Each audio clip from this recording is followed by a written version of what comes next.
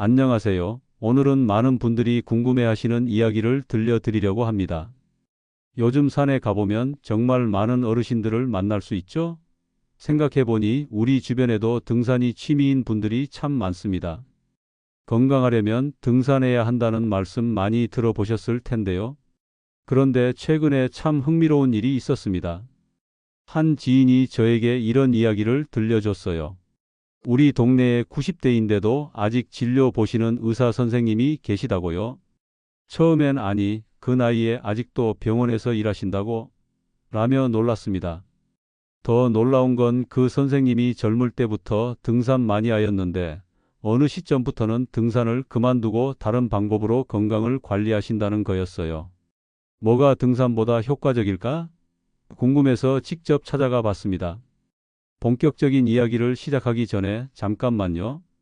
앞으로 전해드릴 내용이 정말 중요합니다. 구독과 좋아요 한번 눌러주시면 큰 힘이 됩니다. 여러분의 관심이 더 많은 분들께 이 메시지를 전할 수 있게 도와줍니다. 그 의사 선생님은 최명훈 박사님이셨는데요. 여전히 진료를 보고 계시더라고요. 진료 시간이 끝나고 잠깐 이야기를 나누게 되었습니다.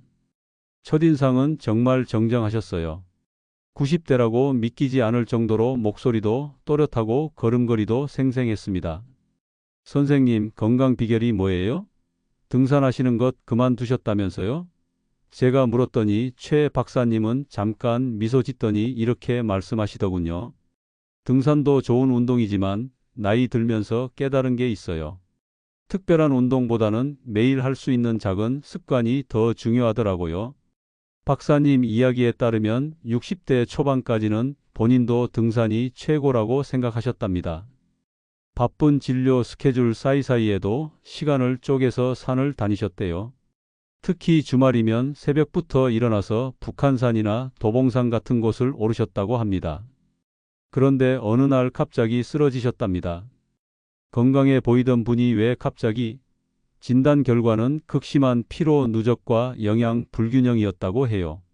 운동은 열심히 했는데 정작 기본적인 생활 습관은 엉망이었어요. 끼니는 제때 못 먹지, 스트레스는 쌓이지. 그때부터 박사님은 자신의 건강관리 방식을 완전히 바꿨다고 합니다. 등산이 나쁘다는 게 아니에요. 하지만 무리해서 하거나 다른 기본적인 습관을 무시하면서까지 할 필요는 없더라고요. 박사님이 가장 먼저 시작한 건 아침 호흡 운동이었답니다. 거창한 요가나 명상이 아니에요. 그냥 일어나자마자 창문 열고 깊게 숨 쉬는 것만으로도 하루가 달라지더라고요. 기본적인 복식 호흡을 5분에서 10분 정도 하는 것만으로도 몸이 깨어나는 느낌을 받았다고 합니다. 두 번째로 신경 쓰기 시작한 건 소화 건강이었어요. 나이가 들수록 소화가 건강의 기본이 되더라고요. 아침에 따뜻한 물 한 잔 마시고 식사할 때마다 김치나 요구르트 같은 발효식품을 꼭 먹어요. 이렇게 간단한 습관만으로도 장 건강이 크게 개선되었다고 합니다. 세 번째는 무리하지 않는 운동이었습니다. 등산 대신 매일 20분씩 산책을 해요. 그리고 집에서 간단한 스트레칭이나 맨손 체조를 합니다. 특별한 장비나 시설이 필요 없어서 날씨에 상관없이 할 수 있다는 게 장점이더라고요. 박사님은 이런 작은 변화들이 누적되면서 점점 건강이 좋아지는 걸 느꼈다고 합니다. 처음엔 주변에서 그런 간단한 게 무슨 효과가 있겠어? 라고 했어요. 하지만 1년, 2년이 지나면서 확실히 다르더라고요. 특히 인상 깊었던 건 스트레스 관리 방법이었습니다. 의사 일을 하다 보면 스트레스가 많아요. 환자들의 어려운 상황도 보고 때로는 무력감도 느끼고요. 그럴 때마다 박사님은 간단한 감사 일기를 쓰거나 하루에 3번 의도적으로 미소를 짓는 습관을 가졌다고 해요. 별거 아닌 것 같지만 이런 작은 습관들이 쌓이면서 마음도 건강해지더라고요. 그리고 마음이 건강해지니 몸도 따라오고요. 박사님의 말씀에는 수십 년의 경험이 녹아 있었습니다. 가장 놀라웠던 건 이런 습관들을 환자들에게도 권한다는 거였어요. 어떤 환자분은 불면증과 우울감으로 고생하셨는데 제가 권해드린 간단한 습관들을 실천하신 후 놀라울 정도로 좋아지셨어요. 박사님과의 대화를 마치고 나오는 길에 많은 생각이 들었습니다. 우리는 종종 건강을 위해서는 무언가 특별하고 거창한 걸 해야 한다고 생각하잖아요. 비싼 운동기구를 사거나 먼 산을 찾아가거나 특별한 식이요법을 해야 한다고 말이죠. 하지만 진짜 건강의 비결은 의외로 단순했습니다. 매일 할 수 있는 작은 습관들이 쌓여서 큰 차이를 만든다는 거죠. 박사님의 이야기를 듣고 보니 등산도 좋지만 더 중요한 건 일상 속에서 꾸준히 실천할 수 있는 습관들이었습니다. 생각해 보니 주변에 정말 건강하신 어르신들을 보면 특별히 대단한 운동을 하시는 것보다는 규칙적인 생활을 하시는 경우가 많더라고요. 일찍 일어나고 제때 식사하고 적당히 움직이고 스트레스를 잘 관리하시는 분들이 오래도록 건강을 유지하시는 것 같아요. 그런데 이런 작은 습관들이 정말 효과가 있을까요? 저도 처음엔 의심스러웠습니다. 그래서 최 박사님을 더 자주 찾아뵙기 시작했어요. 매주 화요일 오후 진료가 끝나면 짧게나마 이야기를 나누곤 했습니다. 어느 날 박사님이 저에게 이렇게 말씀하셨어요. 실제로 이런 습관들이 얼마나 효과적인지 보여드릴게요. 그러면서 진료실 한쪽에 있는 파일 캐비닛을 열어 보이셨습니다. 제가 60대 중반부터 지금까지 건강 기록을 꼼꼼히 적어왔어요. 기록을 보니 정말 놀라웠습니다. 혈압, 혈당, 콜레스테롤 수치가 모두 안정적으로 유지되고 있었어요. 특히 혈압은 젊은 사람 수준이더라고요. 이 모든 게 등산을 그만두고 시작한 작은 습관들 덕분이라고 하시니 믿어지지 않았습니다. 그때 박사님이 들려준 이야기가 있습니다. 한 번은 70대 남성 환자가 오셨는데 고혈압과 당뇨로 고생하고 계셨답니다. 약물 치료와 함께 병원에서는 운동을 권했는데 환자분이 말씀하시길 나도 젊을 때 등산 많이 했는데 이제 무릎 때문에 힘들어요 라고 하셨대요. 그래서 박사님은 그 환자분에게 자신이 실천하는 방법을 알려드렸답니다. 아침마다 창문 열고 깊게 숨쉬기, 하루 3끼 따뜻한 음식 먹기, 하루 20분씩 평지 걷기, 그리고 잠들기 전 5분 동안 감사한 일 3가지 떠올리기. 처음엔 그 환자분도 이런 게 무슨 도움이 될까? 라고 의심하셨대요. 하지만 3달 후에 다시 오셨을 때 혈압이 확실히 좋아져 있었고 당뇨 수치도 개선됐다고 합니다. 선생님 말씀대로 하니까 몸이 가벼워졌어요. 무엇보다 마음이 편해졌다고 하시더래요. 이런 사례가 한두 명이 아니었습니다. 80대 여성분은 불면증으로 고생하셨는데 박사님이 권해드린 일정한 식사 시간과 가벼운 저녁 산책, 그리고 잠들기 전 조격 습관을 실천하신 후 푹 주무시게 되었다고 해요. 또 다른 환자분은 우울감과 무기력증으로 힘들어 하셨는데 하루에 3번 거울 보며 미소 짓기와 매일 한 가지 작은 목표 정하기 습관을 시작하면서 삶의 의욕을 되찾으셨답니다. 저는 이런 이야기들을 들으면서 점점 더 확신이 들었어요. 정말로 거창한 운동이나 비싼 치료법보다 일상의 작은 습관이 더 효과적일 수 있구나 하는 생각이 들었습니다. 어느 날 박사님이 저에게 이런 제안을 하셨어요. 실험해 보시면 어때요? 한 달 동안 제가 말씀드린 습관들을 실천해 보세요. 그리고 변화를 기록해 보고요. 사실 저도 나이가 50대 후반이 되면서 체력이 예전 같지 않더라고요. 등산은 아니지만 주말마다 테니스를 치곤 했는데 점점 힘들어지고 있었거든요. 그래서 박사님의 제안에 따라 작은 습관들을 실천해 보기 시작했습니다.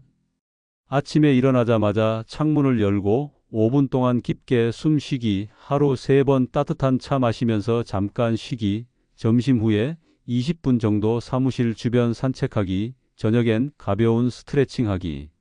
처음 일주일은 별 차이를 못 느꼈어요. 역시 이런 걸로는 큰 변화를 기대하기 어렵나? 라고 생각했습니다.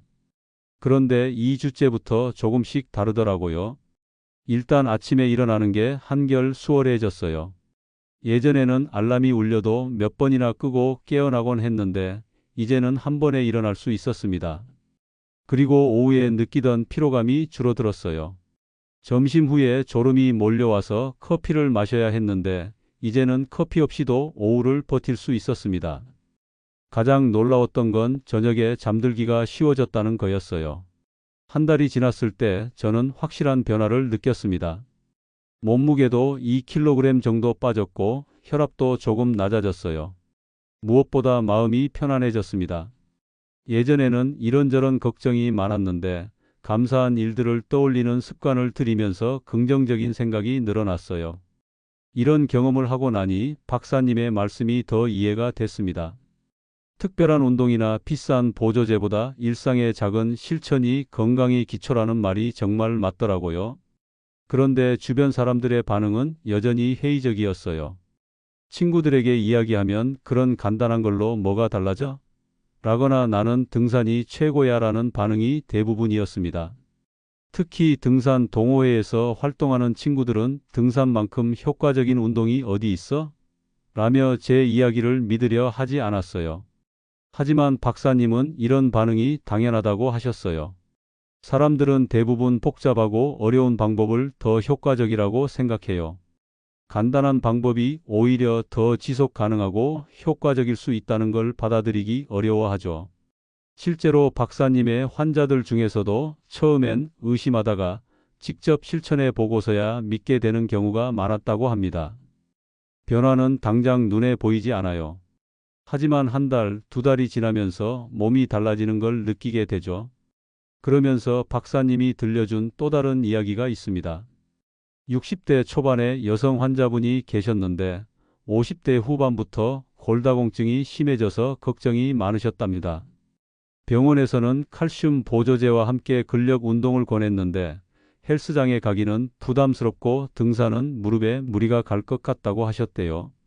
그래서 박사님은 집에서 할 수 있는 간단한 스쿼트와 벽 팔굽혀펴기 그리고 하루 3번 5분씩 제자리 걷기를 권해드렸답니다. 특별한 장비도 필요 없고 많은 시간이 걸리지도 않는 운동들이었어요. 6개월 후에 다시 검사를 받으셨는데 골밀도가 눈에 띄게 개선되었다고 합니다. 믿을 수 없었어요. 이런 간단한 운동만으로도 뼈가 튼튼해질 수 있다니 그 환자분의 말씀이었답니다. 이런 사례들을 듣고 보니 작은 습관들이 만들어내는 변화가 정말 놀랍더라고요. 거창하고 특별한 것보다 꾸준히 할 수 있는 작은 실천이 더 큰 효과를 가져온다는 걸 직접 확인할 수 있었습니다. 그런데 어느 날 저에게 뜻밖의 일이 생겼습니다. 며칠 동안 심한 감기에 걸려서 쓰러지고 말았어요. 열이 8도까지 올라가고 기침이 심해서 며칠 동안 제대로 일어날 수가 없었습니다. 당연히 그동안 열심히 실천하던 습관들도 중단될 수밖에 없었죠.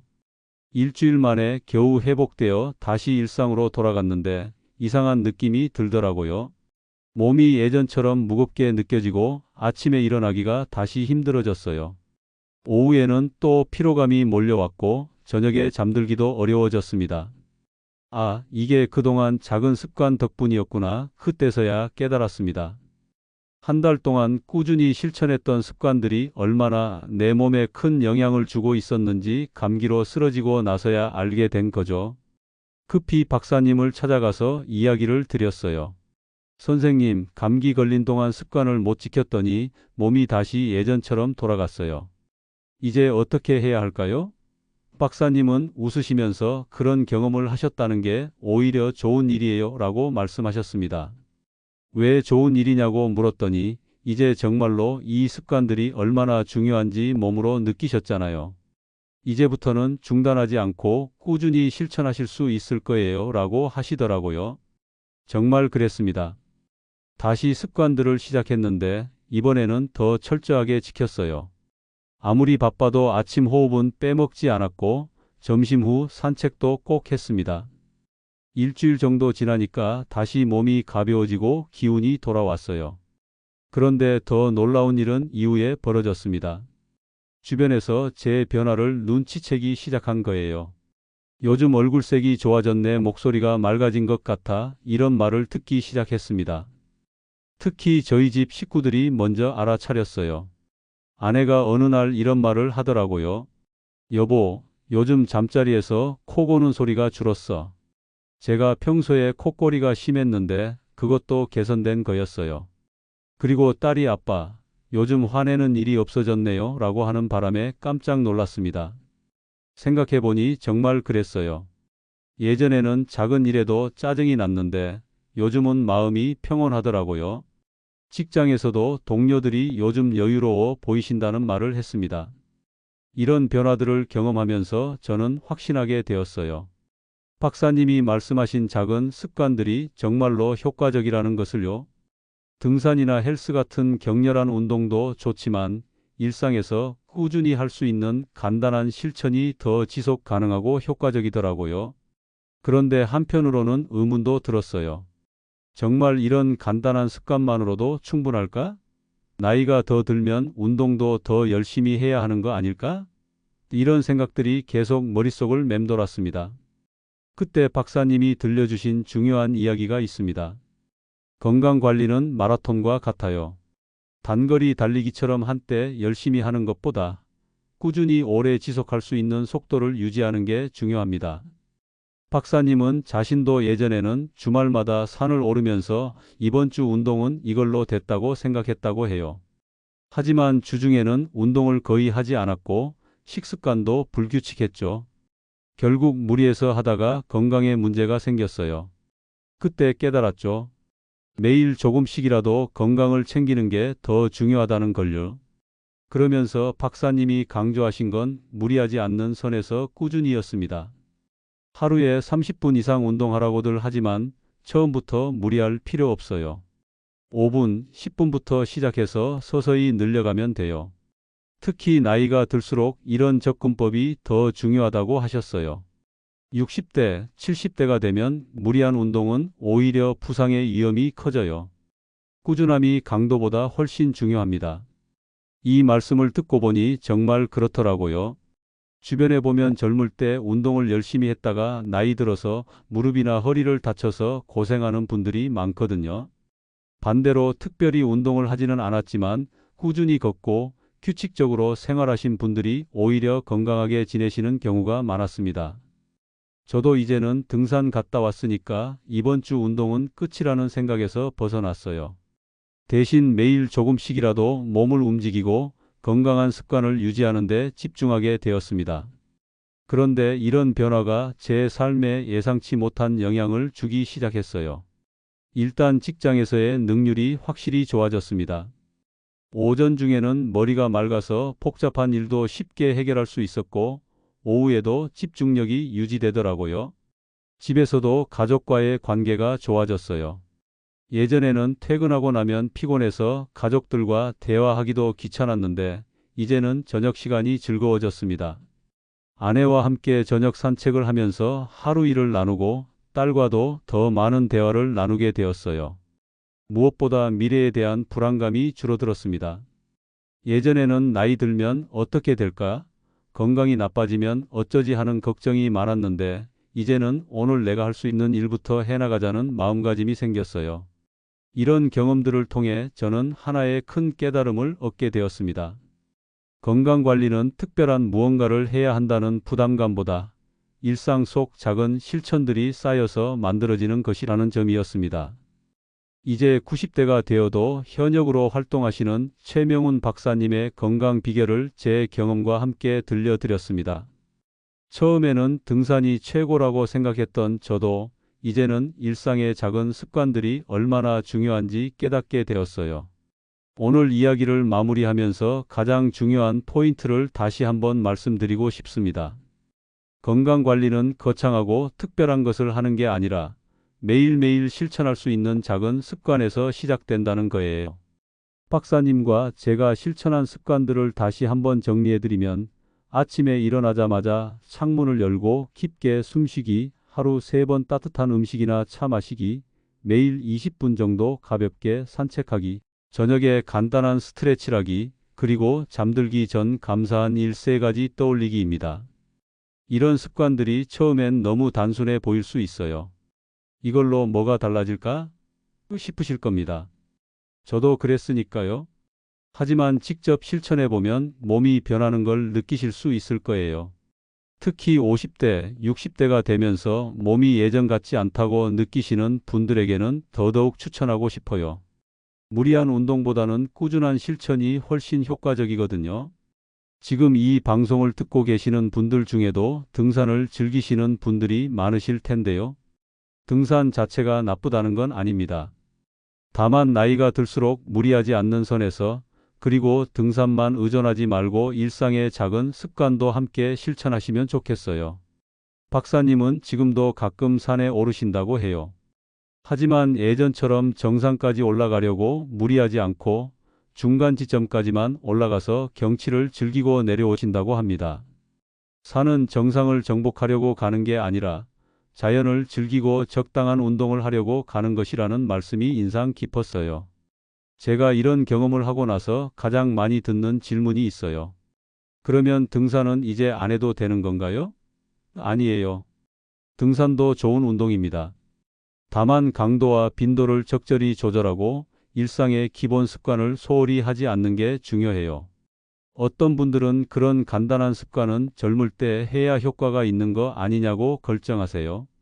하지만 전혀 그렇지 않습니다.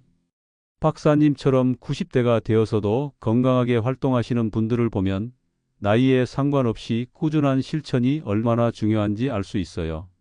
실제로 박사님의 환자들 중에는 80대에 이런 습관들을 시작해서 건강이 눈에 띄게 좋아진 분들도 많다고 합니다. 시작하기에 늦은 나이는 없다는 박사님의 말씀이 정말 맞더라고요. 오늘 이야기를 들으신 후에 당장 모든 습관을 한꺼번에 시작하려고 하지 마세요. 그렇게 하면 오히려 부담이 되어서 오래 지속하기 어려워요. 하나씩 천천히 시작해 보세요. 예를 들어 이번 주에는 아침에 일어나자마자 깊게 숨 쉬는 것부터 시작해 보세요. 그게 익숙해지면 다음 주에는 하루 한 번 따뜻한 차 마시기를 추가하고요. 이렇게 하나씩 늘려가다 보면 어느새 여러 습관이 자연스럽게 몸에 배게 될 거예요. 가족들과도 함께 실천하면 더 좋습니다. 저희 집에서는 아내와 함께 저녁 산책을 하고 딸도 아침 호흡 운동에 동참하고 있어요. 혼자 하는 것보다 함께 하면 더 쉽게 습관을 만들 수 있더라고요.